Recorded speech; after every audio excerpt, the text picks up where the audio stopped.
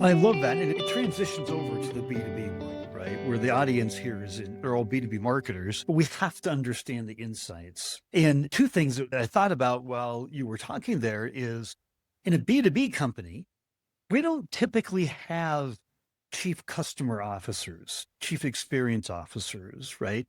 And so everybody is kind of picking up knowledge. Sales is picking up knowledge in the, sales pipeline, and customer success is talking to customers, and marketing. We have our own insights and we have all kinds of reports, and we're talking to customers as well, or we should be. But who's uniting all that? That's the most important voice in the business. And Gartner, Forrester, McKinsey, Deloitte have all made recommendations that in a B2B company, the chief marketing officer should be the one that is also operating as the chief customer officer, because there has to be somebody that's bringing all those insights together. That's how important all this is, and important to building trust with the customer, building campaigns, building sales enablement materials that helps sales sell, customer success, upsell, cross sell, and less churn, right? So here's my question, I guess, is if that voice of the customer is a 10 out of 10, then shouldn't it be a 10 out of 10 in our veracity for gaining that voice of the customer and operationalizing it so all the teams actually know and can use it? And it's not just in the head of a few people.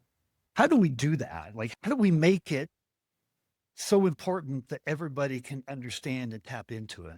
You are very spot on with this question, and especially in the B2B world where everybody is working in different directions with their own set of goals. It's very silo approach. Who's uniting all of them by representing as a voice of customer? And you've rightly put, yes, the head of marketing or the marketing chief has to be one person who is a live wire between all the departments and relaying this information of the voice of customer and the insights that they generate, the pain points that they understand, without having a systematic approach or a program in place in an auto mode that functions like any other department. This will not happen on its own, right? Like sales is doing like sales kind of tasks, their generation pipelines, your marketing qualified leads, your sales qualified leads, the initial demo booked, they maintain the pipeline so religiously. The product team, they have their own sprints, roadmap, developments that they're doing on their own set of goals. We don't have a dedicated team in place to gather the insights. And there is one team, which you have rightly pointed out, to the customer success team, but actually is not doing that exact work that represents the word customer success. Because customer success team is used for inside sales, cross-selling, upselling, and they do service. They're like a service agent between the B2B corporate and the customer and the client, whoever you want to call it. So they speak to the customer, but their approach is only based on if you have a problem or bugs to be solved, yes, I will get it solved for you. Or you have this solution. I mean, you have this problem, I have the next product in pipeline I can upsell because it's been given a task to cross sell and upsell as targets. Correct? That's what they do.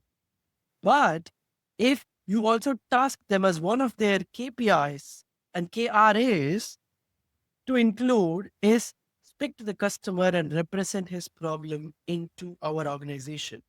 Identify opportunities and see what we can do, not to upsell, but to build a whole new product pipeline based on intelligence that you are gathering from the customer segment.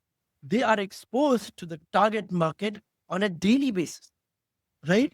If that exposure is used intelligently to gather insights, to mine those insights, that's a gold mine for the B2B organization.